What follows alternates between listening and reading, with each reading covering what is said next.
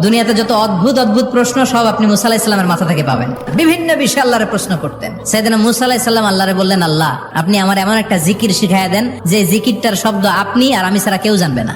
দিনে রাতে সব সময় এই জিকির আমি করব, আপনারে ডাকবো, কিন্তু শর্ত হলো এই জিকিরটা জানবে শুধু আপনি আর জানবে শুধু আমি।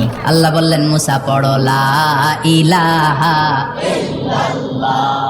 মুসা আলাইহিস সালাম কয়, মাবুদ এটা তো জাতীয় জিকির, সবাই জানে।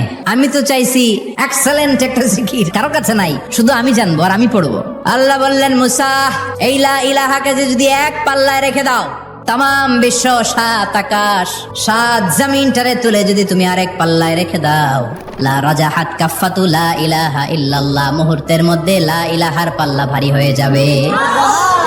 ও মুসা, তুমি যতই এক্সক্লুসিভ জিকির চাও, লা ইলাহার চেয়ে দামি জিকির আমার কাছে নাই।